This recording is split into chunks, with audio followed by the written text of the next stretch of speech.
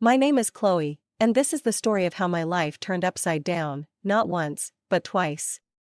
I guess I should start at the beginning. I was born to loving parents, Mark and Lisa Smith, in a small suburban town. Dad was a journalist, and Mom worked as a nurse. We weren't rich, but we were happy. Life was pretty normal until I turned 12. That's when everything changed. It was a rainy Tuesday evening, and my parents were driving home from a dinner party. I was at home with my grandma, watching some silly cartoon when the phone rang. I'll never forget the chill that ran down my spine when I heard my grandma's muffled sobs from the kitchen. The next few days were a blur. Mom died on impact, they told us. Dad survived, but barely. When I finally got to see him in the hospital, he was a shell of the man I knew. His legs were crushed, and the doctors said he'd never walk again. "Chloe," he croaked, reaching for my hand. "I'm so sorry, sweetie. I'm so sorry." I didn't understand why he was apologizing. It wasn't his fault some drunk driver had plowed into their car.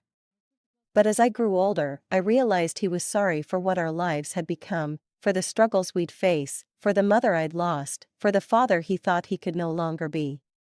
But my dad, Mark Smith, was made of stronger stuff than he gave himself credit for. Once he was out of the hospital and settled into his wheelchair, he threw himself into his work. He'd always been a talented writer, and now he channeled all his energy into his job as an editor at the city's major newspaper. As I entered my teens, Dad made sure I had everything I needed. He encouraged me to join clubs, to make friends, to have as normal a life as possible. But the truth was, I preferred spending time with him. We'd watch old movies together, argue about books, and he'd help me with my homework. When it came time for college, Dad insisted I go away to school. "You need to spread your wings, kiddo," he said. "Don't worry about me. I'll be fine." I was hesitant, but I knew he was right. So off I went to State University, majoring in accounting. It was there that I met Jessica, who would become my best friend. And through Jessica, I met her second cousin, Michael. Michael was kind, funny, and he didn't bat an eye when I told him about my dad. In fact, the first time he met Dad, they hit it off immediately, bonding over their shared love of classic rock. "Your old man's cool," Michael told me later. "And you're pretty amazing for taking care of him all these years." I shrugged it off, but inside, I was glowing. For the first time since the accident, I felt like maybe, just maybe, I could have a normal life. A life with love, laughter, and yes, even a family of my own someday. After graduation, life seemed to fall into place like pieces of a puzzle. I landed a job at the local tax service, and Michael started working as a long-haul truck driver. We dated for 2 years before he popped the question on a crisp autumn evening in the park where we had our first date. I was over the moon, but there was one thing I needed to make clear. "Yes, Michael. But I can't leave my dad. He needs me." Michael's face broke into a wide grin. "I wouldn't have it any other way. We'll all live together. Your dad's apartment is big enough for the 3 of us, right?" The wedding was small but beautiful.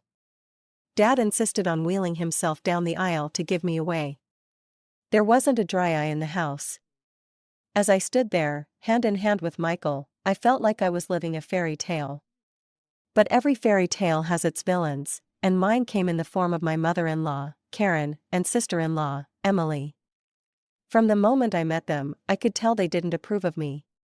"So, your father is handicapped?" Karen had asked during our first meeting, her nose wrinkling as if she'd smelled something unpleasant. "He's disabled," I corrected, trying to keep my tone neutral. "But he works as an editor, Anne." "How nice," she interrupted, clearly uninterested. "Michael, darling, are you sure about this? There are so many nice girls from good families." I felt my face burn with anger and shame. Michael, bless him, immediately jumped to my defense. "Mom, Chloe is from a good family. Her dad's disability doesn't change that. I love her, and that's all that matters." That shut Karen up, but I could see the disapproval lingering in her eyes. Emily, taking cues from her mother, was equally cold towards me. After the wedding, true to his word, Michael moved in with Dad and me. Our life fell into a comfortable routine. I'd go to work at the tax office, Michael would be on the road for days at a time, and when he was home, we'd all have dinner together. But whenever Karen and Emily visited, the atmosphere in our home changed. They'd strut around like they owned the place, barely acknowledging Dad's presence. Once, I overheard Karen muttering to Emily, "It's a shame. Michael could have done so much better. Now he's stuck with this girl and her crippled father. What if they have children? Can you imagine the genes?" I was furious, but I bit my tongue. For Michael's sake, I tried to keep the peace. But it was getting harder and harder. One evening, after a particularly tense visit from Karen and Emily, I broke down in tears. Michael found me in our bedroom, sobbing. Hey, he said, pulling me into his arms. "What's wrong?" "Your mom and sister," I hiccuped. "They hate me. They think I'm not good enough for you because of Dad." Michael's face hardened. "That's ridiculous. You and your dad are my family now. If they can't accept that, it's their problem, not ours." His words comforted me, but I couldn't shake the feeling that this was just the beginning of our troubles with Karen and Emily. As the months passed, Michael's trucking business began to flourish. He was always on the road, crisscrossing the country in his big rig. I missed him terribly when he was gone, but I threw myself into my work at the tax office and spent my evenings keeping Dad company. One crisp autumn evening, as I was helping Dad into bed, Michael called. His voice crackled with excitement over the phone. "Chloe, I've been thinking," he said. "How would you feel about buying a townhouse? It would be easier for your dad to move around in a wheelchair. He could spend more time outside. Plus, you could have a garden. Something to keep you busy when I'm on the road." The more he talked, the more I warmed to the idea. I glanced at Dad, who was pretending not to eavesdrop. "What do you think, Dad?" I asked, putting the phone on speaker. Dad's eyes lit up. "A garden would be nice," he admitted. "And it would be easier to get outside." That settled it. Over the next few weeks, we threw ourselves into house hunting. We finally found the perfect place, a spacious townhouse with wide doorways, a roll-in shower for Dad, and a beautiful backyard. Taking out a mortgage was scary, but with Michael's income and mine, plus the rent from Dad's old apartment, we managed to make it work. We moved in on a sunny Saturday in spring, and I'll never forget the look on Dad's face as he wheeled himself out onto our new patio. "This is perfect, sweetie," he said, his eyes misty. "Thank you." We spent the next few months settling in, making the place our own. I planted a small vegetable garden, and Dad would sit outside for hours, soaking up the sun and fresh air. It was idyllic. Then came the housewarming party. We invited friends, colleagues, and yes, Karen and Emily. The party was in full swing when they arrived, fashionably late as usual. They sauntered in, eyeing everything with barely concealed envy. As we moved through the house, I could see the wheels turning in Karen's head. When we reached the master bedroom, she turned to me with a sly smile. "You know, Chloe," she said, her voice low. "This would be perfect for Michael and me. Why don't you send your father to a nursing home? Then I could move in here." I felt like I'd been slapped. "Excuse me?" "Oh, don't look so shocked," Karen continued. "Your father isn't, well, he's not a whole person anymore, is he? He doesn't need all this luxury. A nursing home would be more than enough for someone in his condition." Before I could respond, Karen marched out to the patio, where Dad was chatting with some guests. To my horror, she grabbed the handles of his wheelchair and started pushing him towards the driveway. "Karen!" I shouted, running after her. "What are you doing?" "If he won't go to a nursing home, he can stay outside," she sneered. "That's what you wanted, isn't it? For him to be outdoors?" I was shaking with rage and disbelief. Thankfully, Michael had heard the commotion and came running. His face turned red with anger when he saw what his mother was doing. "Mom," he bellowed. What the hell are you doing? Let go of Mark's chair right now. Karen looked shocked at Michael's tone. But honey, I was just. I don't want to hear it, Michael cut her off. You and Emily need to leave. Now. After they left, Michael apologized profusely to Dad and me. I'm so sorry, he said, his voice breaking. I had no idea she would. I'm just so sorry. Dad reached out and patted Michael's hand. It's not your fault, son. Some people, they just can't understand. Life settled into a new rhythm after the housewarming incident. Karen and Emily kept their distance, which suited me just fine. Michael threw himself into his work, taking on more long-haul routes to help cover our new mortgage. I split my time between my job at the tax office and tending to our home and Dad.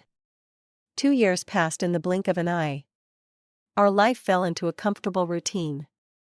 Michael was on the road more often than not, but when he was home, our little family was happy. Dad's health was stable, and he seemed content spending his days in the garden or working on his editing from home. Then came the call that shattered my world. I was at work when my phone rang. An unfamiliar male voice greeted me. Mrs. Thompson? This is Officer Rodriguez from the Highway Patrol. My heart dropped into my stomach. Yes? I managed to squeak out. I'm sorry to inform you that your husband, Michael Thompson, has been in a serious accident. The rest of the conversation was a blur. Words like head-on collision and didn't make it floated around me, but I couldn't process them. It wasn't until I heard myself thanking the officer and hanging up that reality began to sink in. Michael was gone. The next week was a haze of grief and disbelief. I moved through the motions of planning the funeral like a robot, barely able to comprehend what was happening. The day before the funeral, I steeled myself and called Karen.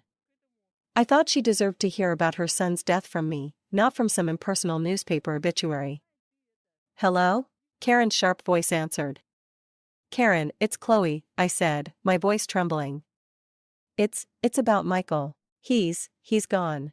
There was an accident. There was silence on the other end of the line. Then, to my shock, Karen's voice came back, dripping with venom. This is your fault, she hissed. You forced him to work so hard, driving that truck to pay for your fancy house. You killed my son. I was stunned. Karen, that's not. Save it, she snapped. I expect you to give him the best funeral money can buy. But don't expect a penny from us. You made your bed, now lie in it. The line went dead. I stood there, phone in hand, tears streaming down my face. How could she be so cruel? How could she blame me for this? The day of Michael's funeral dawned gray and drizzly, matching my mood perfectly. The church was packed. Michael had been well liked in the community, and it seemed like half the town had turned out to pay their respects. After the service, as people filed past to offer their condolences, I was struck by the absence of Michael's mother and sister. They hadn't even bothered to show up to their own son and brother's funeral.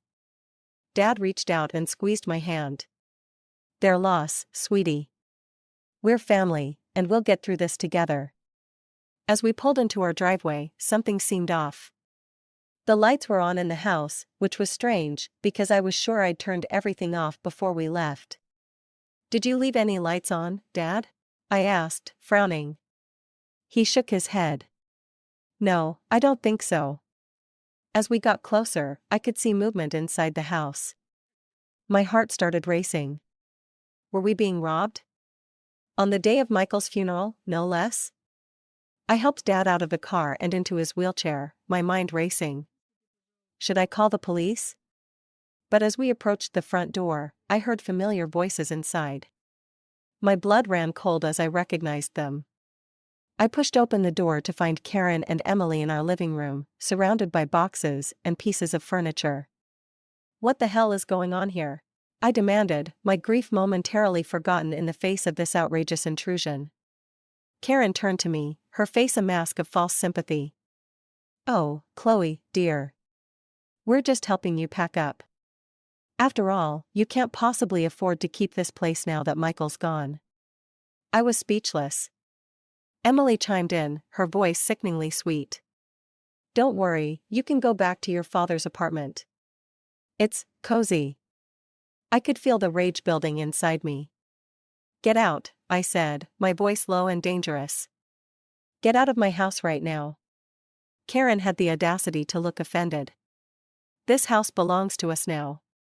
All of Michael's property does. We're his real family, after all. Like hell you are, I exploded. Where were you today? At his funeral? Oh, that's right, you couldn't be bothered to show up. Karen waved her hand dismissively. We were busy making arrangements. Now, be a good girl and start packing. We'll need you out by tomorrow. I couldn't believe what I was hearing. These women hadn't shed a tear for Michael, hadn't even attended his funeral, and now they were trying to kick us out of our home? I'm calling the police, I said, pulling out my phone. Karen and Emily exchanged worried glances. They clearly hadn't expected me to fight back. Now, Chloe, Karen began, but I cut her off. No. You have exactly 5 minutes to get out of my house before I call the cops. This is my home. Michael and I bought it together. You have no right to be here. Maybe it was the steel in my voice, or the fire in my eyes, but Karen and Emily finally seemed to realize they'd gone too far. They gathered their things and left, but not before Karen turned to me with a sneer. This isn't over, Chloe. You'll be hearing from our lawyers. The days following Michael's funeral were a blur of grief, anxiety, and paperwork. I threw myself into sorting out Michael's affairs, partly to keep busy and partly out of fear that Karen and Emily would try to swoop in and take what wasn't theirs. A week after the funeral, I received a call from a local law firm. My heart raced as I answered, fearing it was Karen making good on her threat of legal action. Mrs. Thompson, a crisp, professional voice asked. This is James Anderson from Anderson and Partners. I'm calling regarding your late husband's will. I felt a glimmer of hope. His will? I didn't know he had one. Yes, ma'am. Mr. Thompson came to see us about 6 months ago. He asked that we contact you in the event of his passing. I scheduled an appointment for the next day, my mind reeling. Why hadn't Michael told me about this? What did it mean? The next morning, I wheeled Dad into Mr. Anderson's office. The lawyer greeted us warmly, his kind eyes crinkling at the corners. Mrs. Thompson, Mr. Smith, thank you for coming in, he said, gesturing for us to settle near his desk. I'm sorry for your loss. Mr. Anderson opened a file on his desk. Now, as I mentioned on the phone, your husband came to see us to draft his will. He was very clear about his wishes. I held my breath as Mr. Anderson began to read. I, Michael Thompson, being of sound mind, do hereby bequeath all my worldly possessions to my beloved wife, Chloe Thompson. I gasped. Dad's grip on my hand tightened. Mr. Anderson continued, this includes our home, my truck, and all our savings. It is my wish that Chloe use these resources to care for herself and her father, Mark Smith, whom I have come to love as my own. Tears were streaming down my face now. Even from beyond the grave, Michael was taking care of us. There's more, Mr. Anderson said gently. Mr. Thompson left a letter for you. He handed me an envelope. With shaking hands, I opened it and began to read. My dearest Chloe. If you're reading this, it means I'm gone. I'm so sorry for leaving you and Mark. Please know that you two were the best thing that ever happened to me. I made this will because I know how my mother and sister can be. I didn't want to worry you, but I needed to make sure you and Mark were protected if anything happened to me. You're my real family, Chloe. You and Mark. Not them. Take care of each other. Live your lives to the fullest. And know that I'll always be watching over you. All my love, Michael. I clutched the letter to my chest, sobbing. Dad was crying too, his weathered hand patting my arm. Mr. Anderson gave us a moment before speaking again. Mrs. Thompson, there's one more thing. Your husband's truck was insured. Given the circumstances of the accident, the insurance company will be paying out the full value of the policy. I looked up, sniffling. What does that mean? It means, Mr. Anderson said with a small smile, that you'll be receiving a substantial sum. Enough to pay off your mortgage and then some. As we left the lawyer's office, I felt like a weight had been lifted from my shoulders. We were going to be okay. Michael had made sure of it. As we pulled into our driveway, I noticed a familiar car parked on the street. My heart sank as I recognized Karen's sleek sedan. Oh no, I muttered. What now? Sure enough, Karen and Emily were waiting on our front porch. But this time, I wasn't afraid. I had Michael's letter in my pocket and the strength of his love in my heart. Chloe, Karen began as we approached, her voice sickly sweet. We need to talk about Michael's estate. I stood tall, looking her straight in the eye. No, Karen. We don't. Michael left everything to me. It's all legal and official. And do you want to know why? Because we were his real family. Not you. Now, please leave. You're trespassing on my property. For once, Karen was speechless. Emily tugged at her arm, whispering urgently. With one last venomous glare, they got in their car and drove away. The weeks following our meeting with the lawyer were a whirlwind of activity. I threw myself into settling Michael's affairs, grateful for the distraction from my grief. The insurance payout came through, and true to Mr. Anderson's word, it was enough to pay off our mortgage, with plenty left over. One afternoon, as I was going through Michael's desk, I came across a small notebook. Curious, I opened it and found pages filled with his messy scrawl. It was a journal of sorts, filled with his thoughts and plans for our future. Thinking about starting a college fund for our future kids, one entry read. Want to make sure they have the best start in life. My heart clenched. We had talked about having children someday, but had decided to wait until we were more financially stable. Now, reading Michael's private hopes and dreams, I felt a fresh wave of grief wash over me. Oh, Michael, I whispered, clutching the notebook to my chest. We had so many plans. That night, I tossed and turned, unable to sleep. My mind kept drifting to the journal, to the future we'd never have. When I finally drifted off, I dreamed of Michael. He was smiling, holding out his hand to me. It's okay, Chloe, he said in my dream. Everything's going to be all right. I woke up the next morning feeling different. I couldn't quite put my finger on it, but something had changed. As I got ready for work, a wave of nausea hit me. I barely made it to the bathroom in time. But as the days went by, the morning sickness persisted. At first, I chalked it up to stress and grief. But a small voice in the back of my mind whispered another possibility. Finally, after a week of this, I found myself standing in the pharmacy aisle, staring at pregnancy tests. With trembling hands, I bought one and hurried home. The 3 minutes I waited for the result were the longest of my life. When I finally looked at the test, I saw 2 clear blue lines. I sank to the bathroom floor, a mix of emotions overwhelming me. Joy, fear, grief, hope, they all swirled together in a dizzying cocktail. Chloe? Dad's voice came through the door. Everything okay in there? I opened the door, tears streaming down my face. Dad's expression immediately changed from concern to alarm. What's wrong, sweetie? He asked. I held up the test, my hand shaking. I'm pregnant, Dad. I fell into his arms, sobbing. He held me, stroking my hair like he used to when I was a little girl. It's okay, he murmured. It's going to be okay. You're not alone, Chloe. And this baby is a gift. A piece of Michael that will live on. His words struck a chord in me. This baby was a part of Michael, a continuation of our love.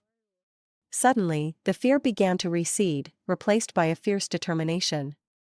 You're right, I said, wiping my eyes. This baby is a gift. And we're going to be okay. Dad smiled, his eyes crinkling at the corners. That's my girl. Now, let's get you something to eat. You're eating for two now, after all.